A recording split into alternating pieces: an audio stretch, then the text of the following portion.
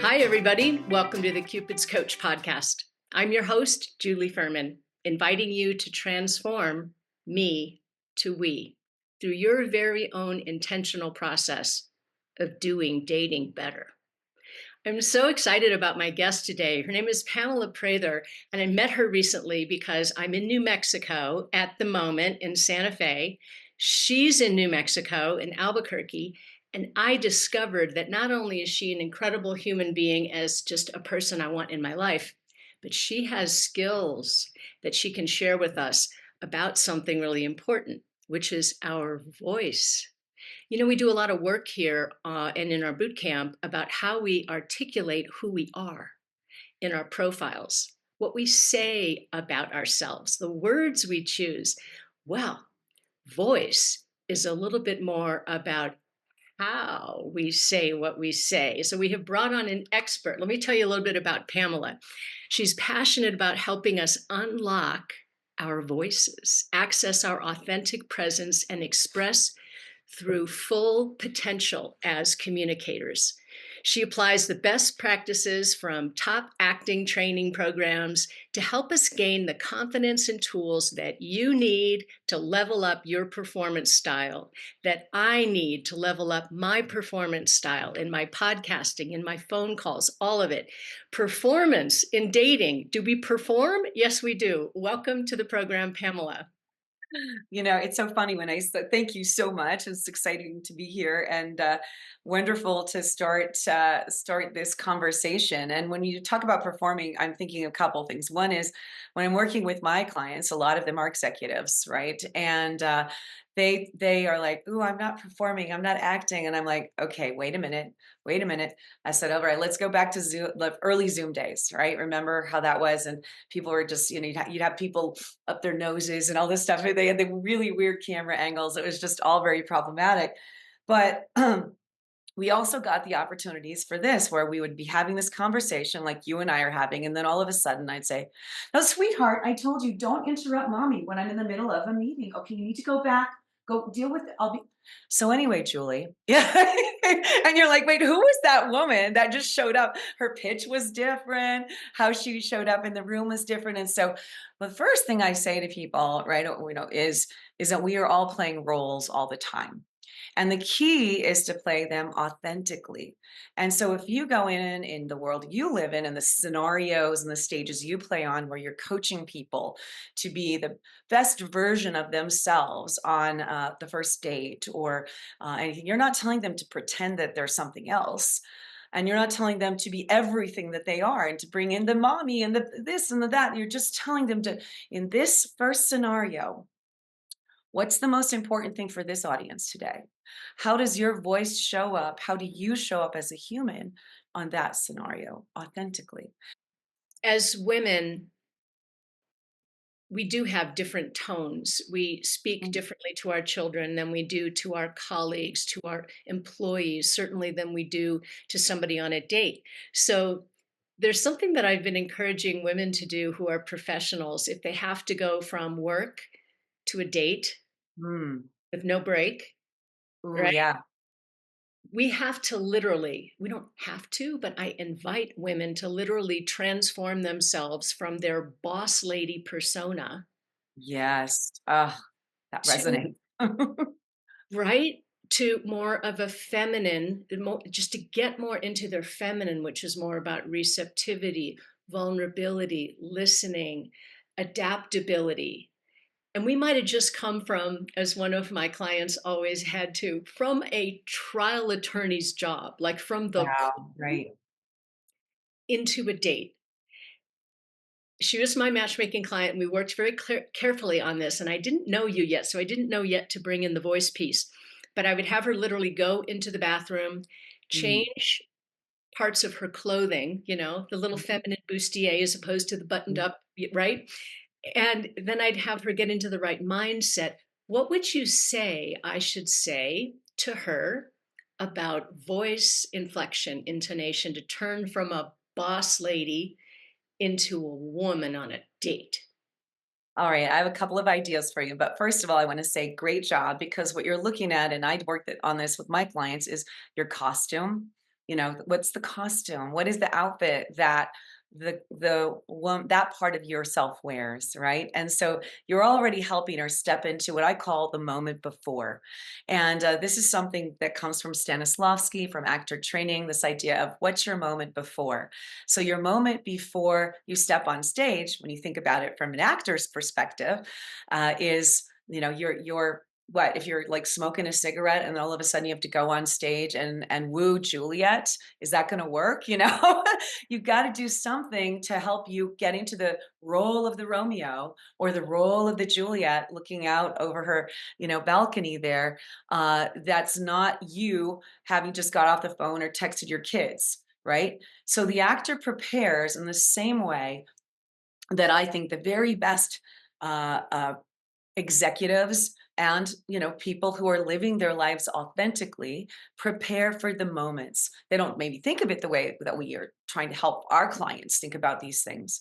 But so in terms of everything you're saying is great. The costume, the change, go in a different room, change the space for your to help with that moment before. But from a vocal perspective, we talk about vocal warm up and thinking about the changes or sounds that are possible in your voice.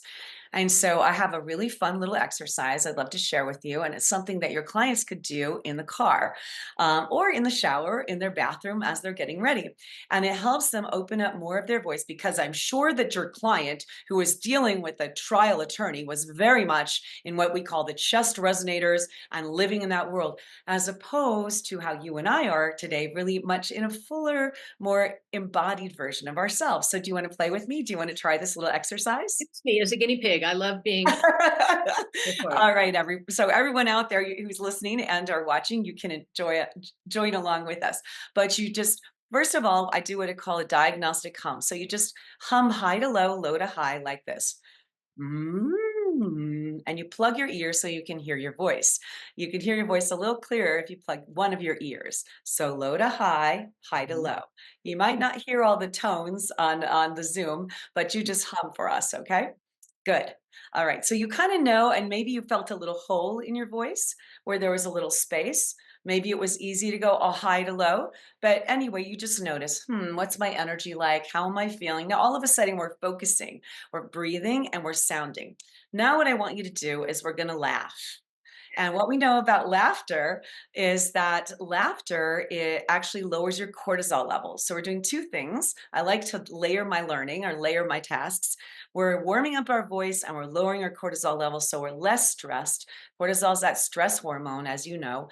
And we're going to feel calmer and we're going to feel more open and receptive and excited. So we start with our lowest sound. So we're going to go down into your ho, like Santa Claus. Ho, ho, ho. Ho, ho, ho. Very good. And you might actually start laughing because we're staring at each other here and it's kind of funny. Ho, ho, ho. Ho, ho, ho, ho, ho. Excellent. And then we're going to go into our chest. So this is a resonator, our lowest resonator. I like to call it the double bass. We're going to go to our chest now, a little bit higher, and we're going to go like old school Tarzan. Ah, and the back. Ah. Ah. Ah. Good. Excellent. And then the next thing we're going to do is we're going up a little bit higher. And we're going to go to our teeth, the resonators. So that's another sound. We go he, and feel like a he coming, like our teeth vibrate. Ready? Go. Good. Excellent. Great job. And now we're going to go up into what we call, if it's like that the hard palate, which is this part of your mouth. I have a toy here to show you. It's the very top here, and that's the hard palate is got a big bone, and bones resonate. So we're going to go ha ha ha, like very snobby. Ha ha ha. Ha ha. Excellent. Ha Oh. ha. You're excellent. Great job. And then we're going to go all the way to old school California Valley Girl, and we're going to go, hey. Hey. Hey, hey, Hi, hi, hi. Good. And now we're going to go into a little kind of old school Harry Potter, Dobby. All right, now, very good. That's your nasal resonator. And then finally, we're going to get on a wicked witch's broom and go. And guys can do this too. You've got very high notes. Go.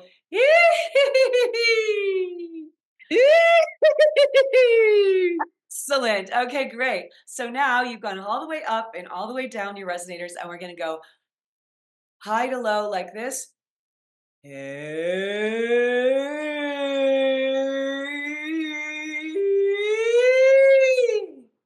And then so you kind of raise, you can raise your arms if you want, a little power pose, and go low to high, high to low. Let's do it together. Good. Okay, can you put a little horse whinny in there too? Yeah, go for it. Nay. Hey. All right. So now plug your ear and make a sound, go through your resonators with your hum again, low to high, high to low. Mhm. Mm. There's Lots more more sound. yeah, lots more range. And what did we just do? We Well, played. we got rid of the jitters, didn't we? We sure did. We were playing. And play is a place to learn to let go and to not take it all so seriously. Because at the end of this experience, I'm assuming you coach your clients in the language you use, but it's this idea of an audition, right? I've coached so many actors for auditions, or many people going out for their, for a business kind of connection with somebody. And you want to go in and make it the best experience so that people know you and see you and feel you in the room. And if you're right for the role, you get a call back. And I don't know how much different that is from dating, but I'm guessing it's sort of similar.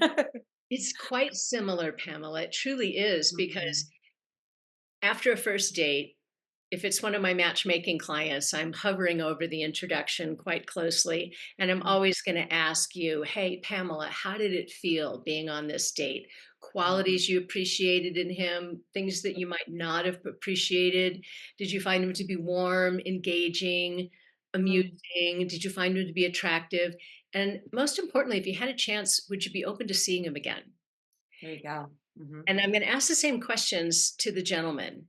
And the thing that's interesting is you and I have talked a little bit about this whole thing called dating. And in my world, I always go to the guy first to make sure he's a yes for the introduction before I tease her with him, because he might not be available at this moment in time. And worse, he might be Mm. totally available, but she's not his cup of tea. And I have to be the one to tell her that. I don't have that much courage. So I only go to her with good news. So the same thing happens after the first date. I get the feedback. And if he says, you know what?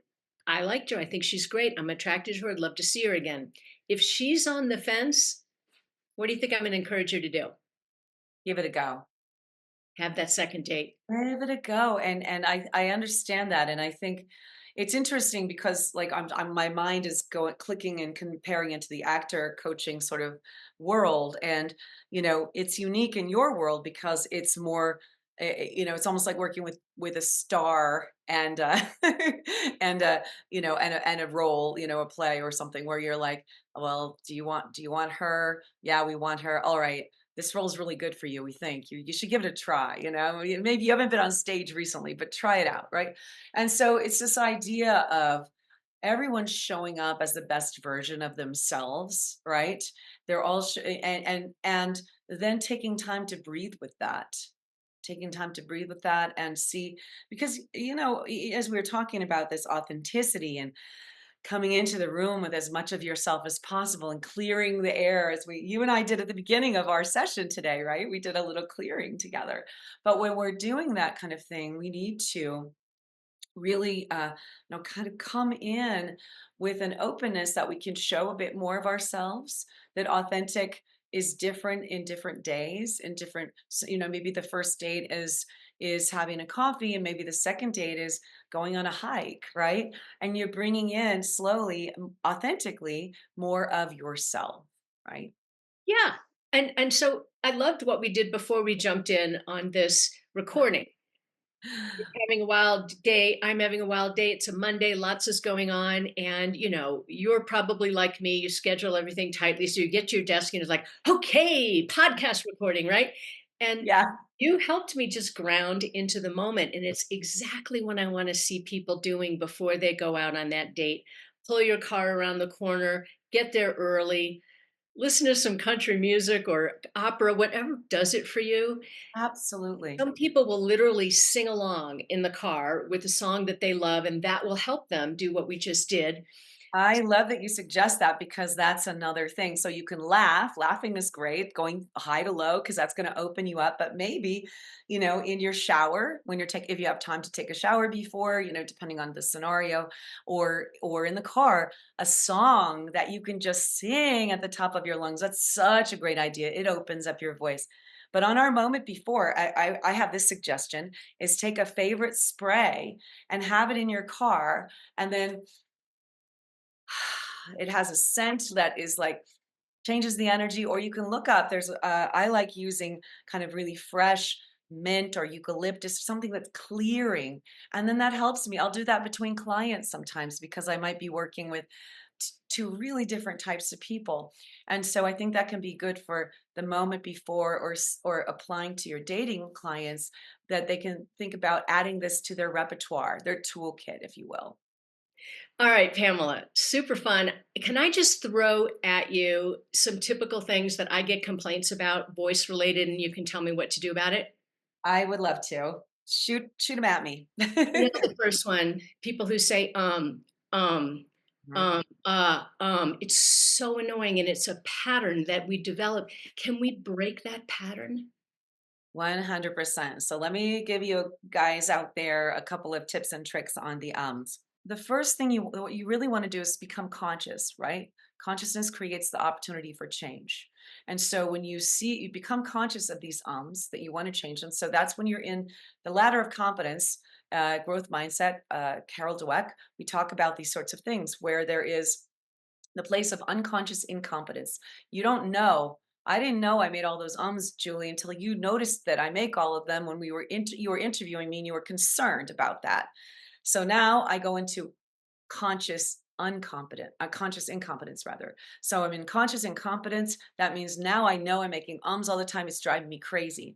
A lot of people just stay stuck there, but your clients come to you and they move. That's where coaching happens, from this place of conscious incompetence to you're coaching them into conscious competence. That means you have to notice, you have to be thinking about it. It is work to make that shift. You notice the uh moment and don't go into habitually. And then you move into unconscious competence. That is, you are doing it as your new pattern. And then this is a growth mindset cycle that goes on infinitely. We always have things to work on. You and I chatted about that before we started. We both have fillers sometimes. We're human. We both have days where our voices are more flat or more locked or whatever it is about our work. And we gather and we try to use our tools like we did before we started. We're like, oh, we're both like scattered. And we come into the moment, we come into the now. And so is just the same. You're going to breathe instead. Another tip that I use, I say, grab your phone, put it on the recording, and then record yourself on a phone call. Record yourself talking to a friend. Record yourself and go do an tally. How many times do you put a filler in there? And then become your own feedback loop, your own coach on this, and make a change. And I promise you, if you do this, your ums will be lowered. And I've seen it in my clients time and time again, with because you have a strategy, you have guidelines to do it, and you have a feedback loop. And in a month, you will not say anymore, except occasionally, as a normal human would. We're not AI agents. I love that. I remember when I was in my 20s, I signed up for Toastmasters, and that was the recommendation that they gave us for the ums, that we should record ourselves and listen back. And then we got into a deeper discussion about the purpose of the Tell me what you think about this. As Mhm. I remember it, we determined that the purpose of the was to keep holding control of the conversation before somebody else would jump in. Yeah, it can be that, or it can also just be, well, yes, I'll say yes, and then what I think is deeper than that is a lack of confidence and a deep place to just hold a space or have space for silence. A breath is an inspiration. It's a moment to let yourself, not only from a physiological perspective, we are inspiring in our lungs and we are gathering energy for our brains to have a thought, but it's also a moment to be inspired and to breathe in the person you're sitting across from. This is so beautiful because we're working on always in my boot camp in the fourth week, the hardest part, at least for me, which is Mhm. communication. And it never occurred to me till hearing it from you that when we're breathing in, that's the inspiration for saying something. Doesn't mean we have to say it. Doesn't mean we have to say it. We might want Yeah, to think about it but before you're those words. inspired in whatever way, right? It is an inspiring moment on multiple levels, right? On a physiological level, but also on a kind of sociological level. Like, what am I going to say, or what's this next moment? How am I? What am I inspired to say, do, or not say? That's the silence. You allow yourself that moment, right? So beautiful. And it occurs to me that it is an enormous act of generosity when, in the heat of a moment, where there's a story that you want to tell, you want to interrupt somebody and hijack the conversation so you can tell your story about Machu Picchu, right? You take that breath and you choose to let it hang there. And the other person knows that you had a thought, you wanted to come in and say it, but you didn't. You wanted to let them finish. What an act of generosity. Absolutely. And I mean, when we're talking about our voices and we're talking about, communication and connecting, this can be a wonderful opportunity for reflecting. And it's interesting because I hear people say, what I heard you say was blah, blah, blah. And I think it's communication. Some old textbook somewhere taught a whole bunch of people to, you were asking me a question. And I say, well, Julie, what I heard you say was, and it's It's just like, reflective listening. That's what they call it, reflective but I listening. think that's not reflective to me. When I hear people say that, it sounds uh, listening regurgitation. It And to sounds me, like formulaic responding. very formulaic. And so what I encourage people to do is to really reflect. So if you were ask me a question or two questions, and I'll demonstrate what I mean. Oh, I'm going to ask you two questions. Um, what's your biggest challenge in communication, Pamela? Okay, that was one question. So that's easy. But it was funny because you actually demonstrated when you said you listened and then you said, I'm going to ask you two questions. And I was like, yes. So what I mean by that would be if I asked you, Julie, where have you found the most traction and with your clients, and what makes you most happy about what you do?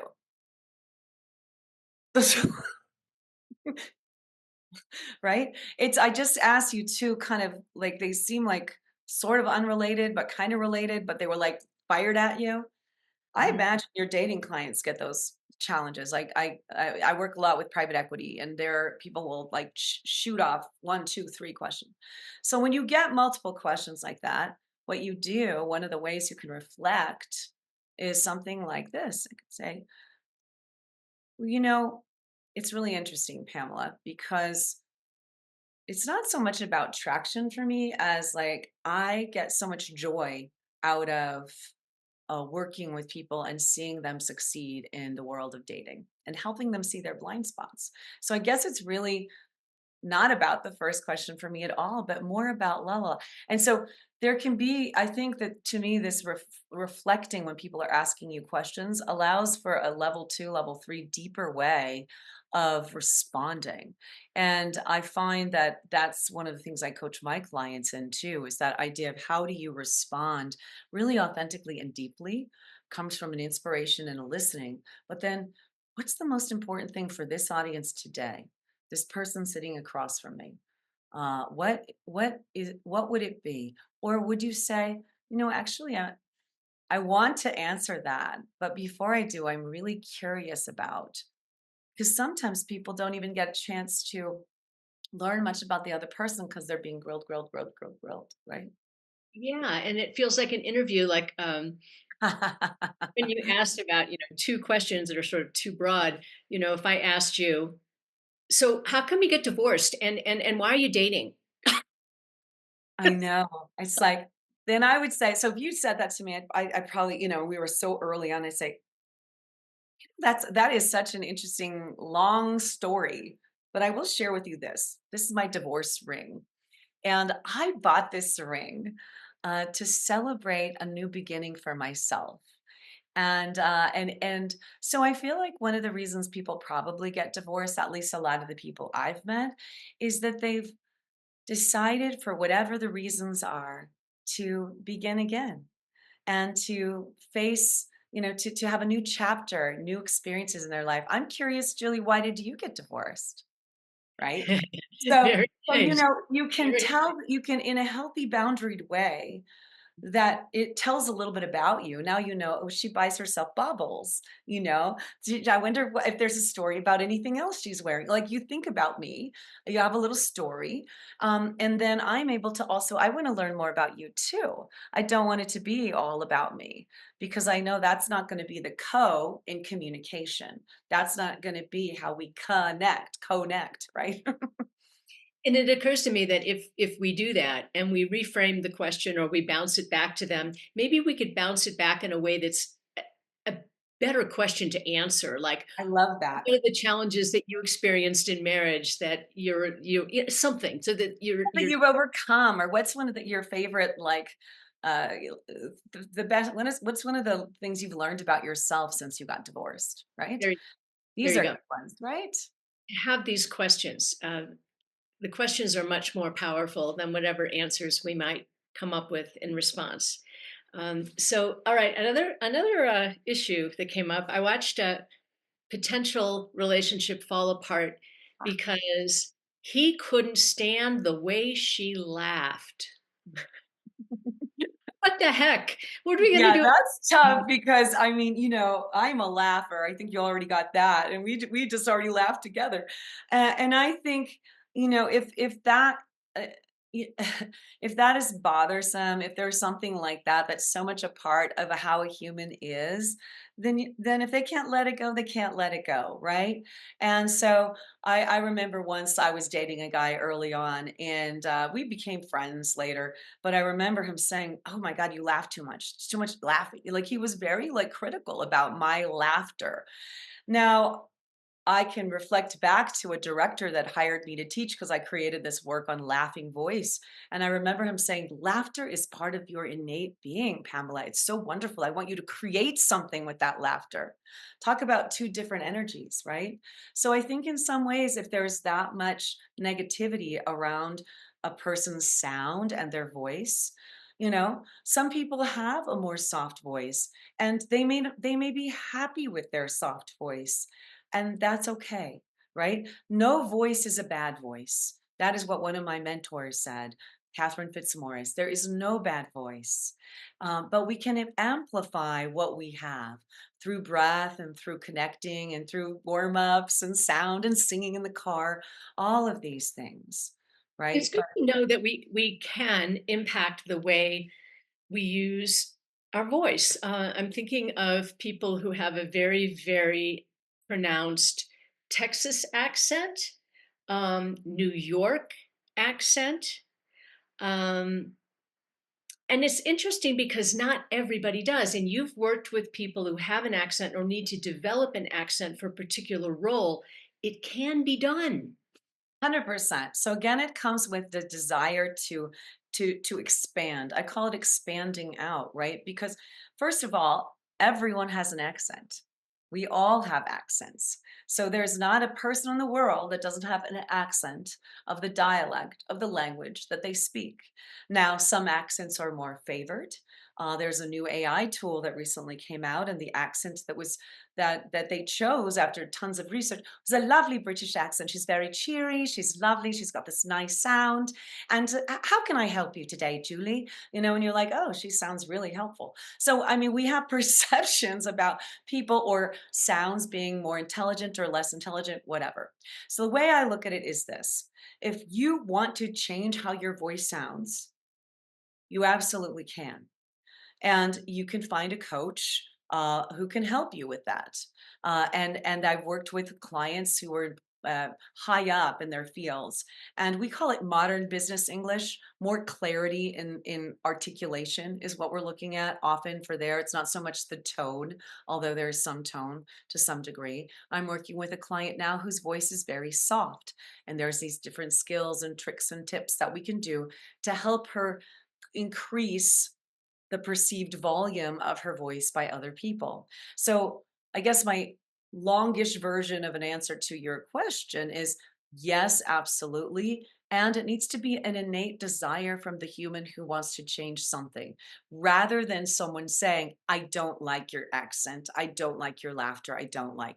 You need to develop and cultivate yourself so that whoever you're with, you are always going to be looking in the mirror to one person the rest of your life, and that is you. And you need to be happy and content with that person.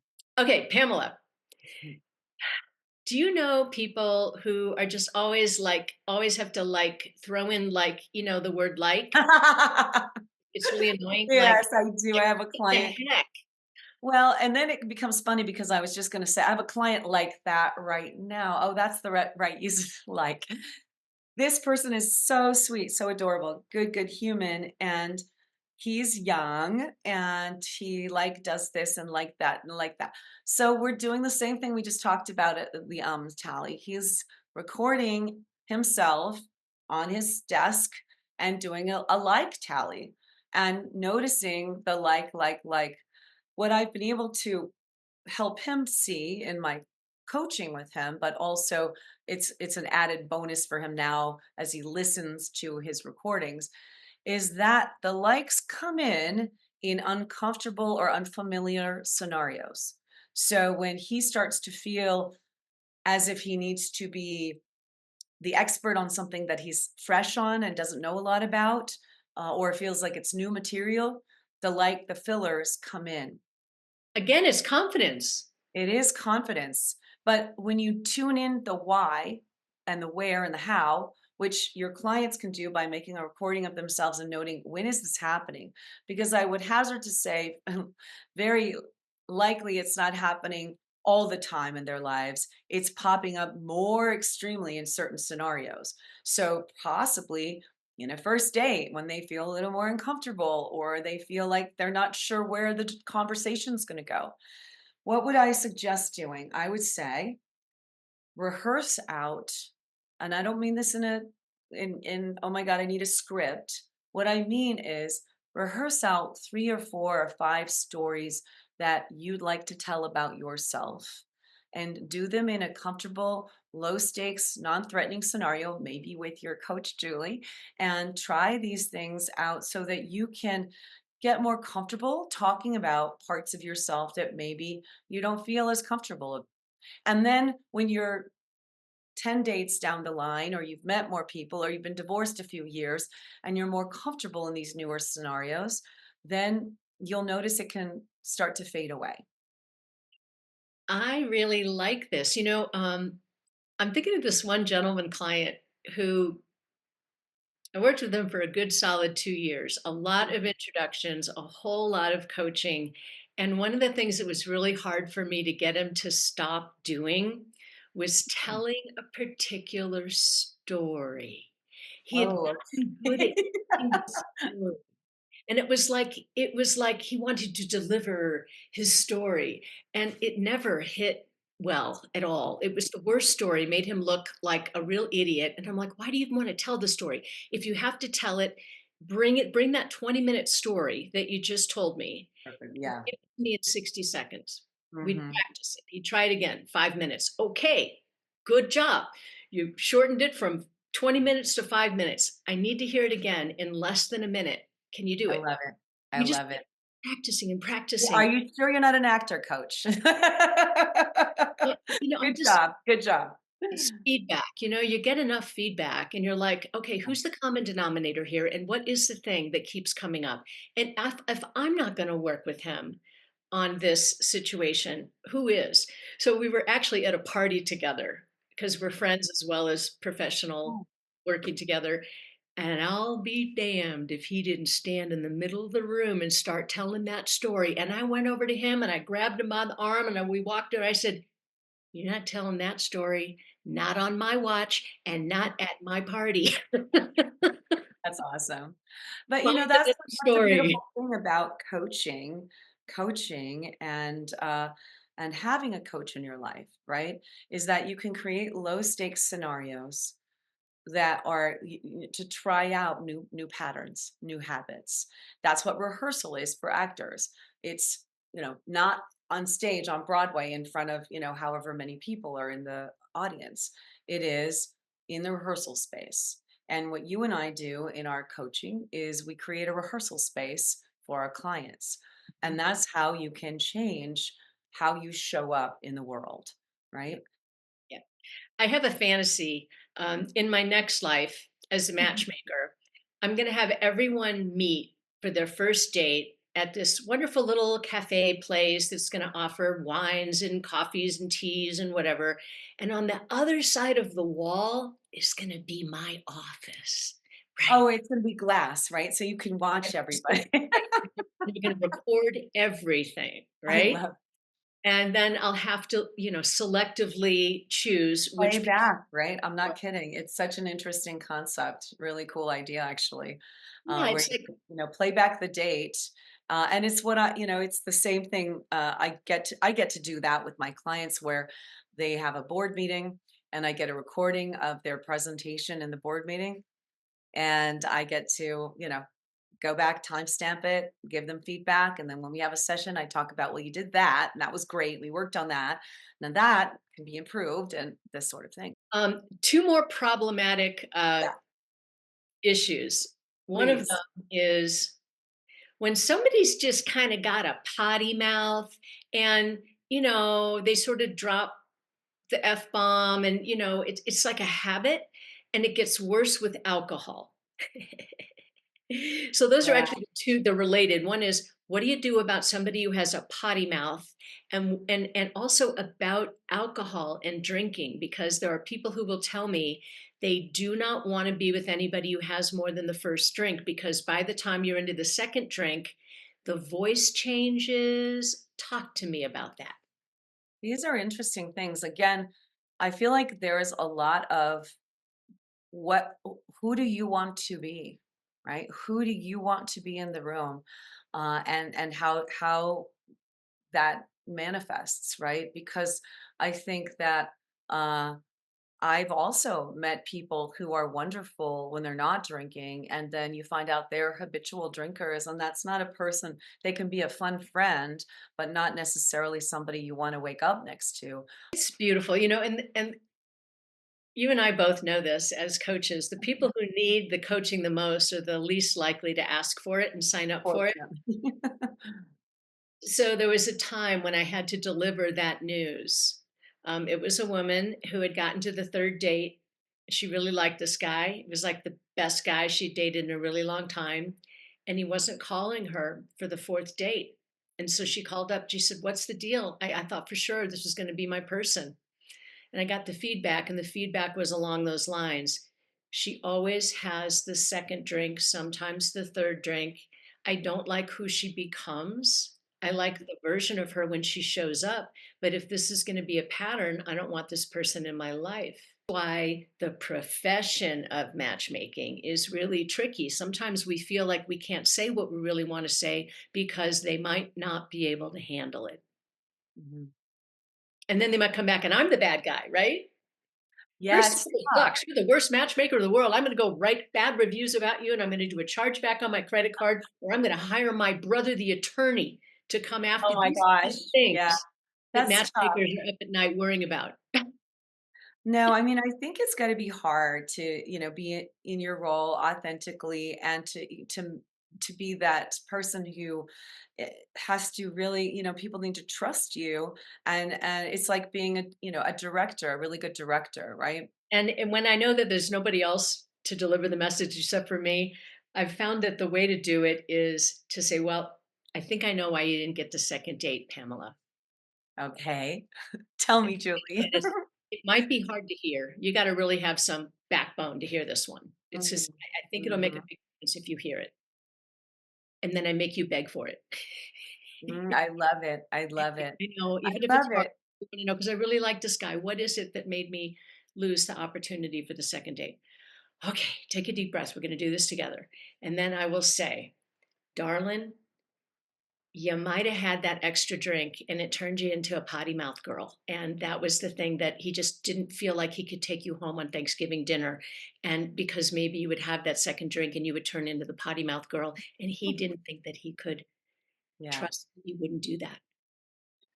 Yeah, and I think here's the thing. It's when I start with my clients and coaching, and I'm sure you have a similar way of doing it just from hearing what you said right there, is you need to remember, dear humans out there who are working with Julie, is that what's in it for you? Why are you doing this? Why does this matter? Right? You mean having that second drink, having that No. Why drink. does it matter to change?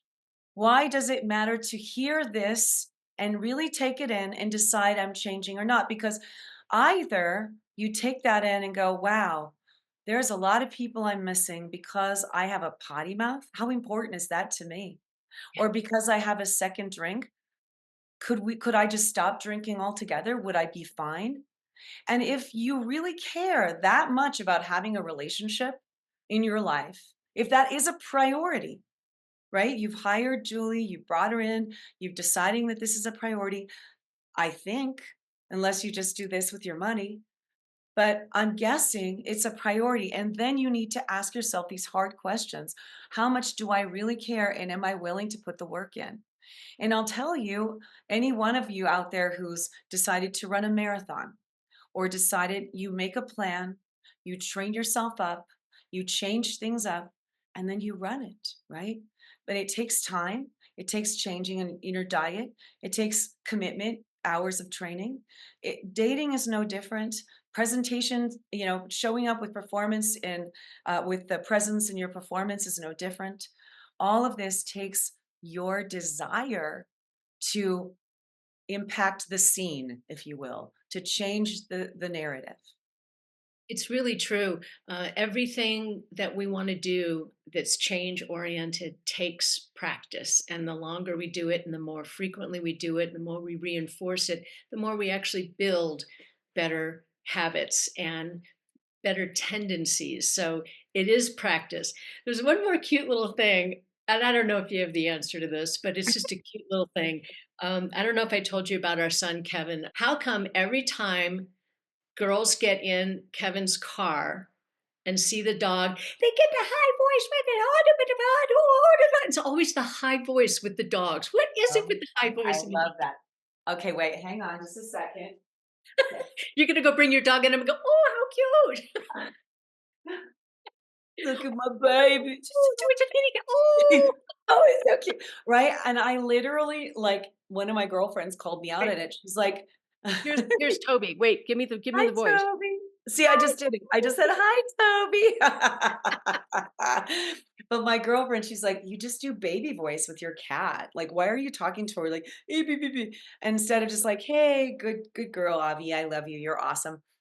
But I noticed that, and it's so interesting how we shift tones in certain ways, and then you can catch yourself and change it, right? So it's another opportunity. I love what you said uh, about noticing and pointing things out to your clients and getting them curious and asking you, okay, I have a backbone. Tell me, Julie, right? Because the more that we can be in that growth mindset where we can look at this place of conscious incompetence as a place of growth opportunity to change into, to not change, but to transform into a more whole version of ourselves, of what's possible, of our potential. And I think that's what's so beautiful about being a coach is that we get to help people And you've helped transform. me a lot because I'm just going to bring everybody into this piece of the conversation because we're about to close and it's really important. It occurred to me in talking with you today that one of the areas where I'm weak is when there's conflict. Mm, It's not my favorite thing in the world. I like it when everything's nicey nicey. And when somebody's unhappy with me or upset with me or admonishing me or there's criticism or judgment or whatever, and I tend to have the inclination for a knee jerk reaction, and conversation speeds up, right? Because we need to say this thing because we have to fix them because we know they said something. What? How about if we just take more time to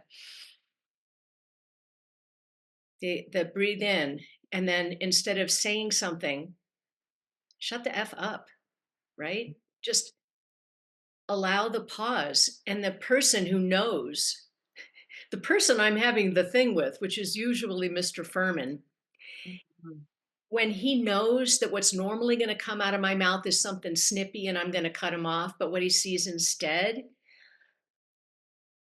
is the pause and the courage to not say the thing.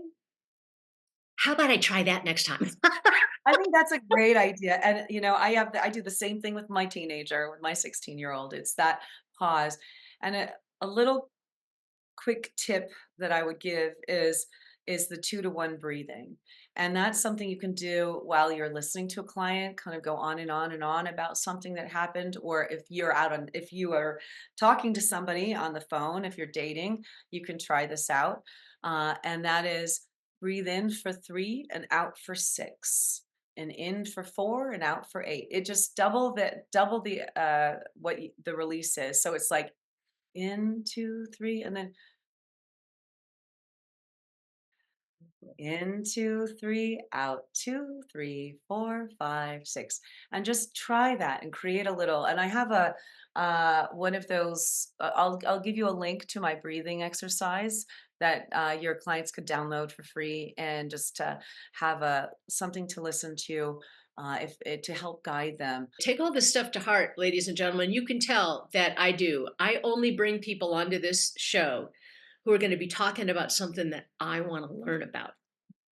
And so I'm always working on voice stuff. I met Pamela. I'm like, oh my gosh, we got to bring her into the group here. And this has been really powerful stuff. Thank you so much. Thank you so much, and thank you for all the good work you're doing and helping people live their best lives and find the best humans for them to partner with.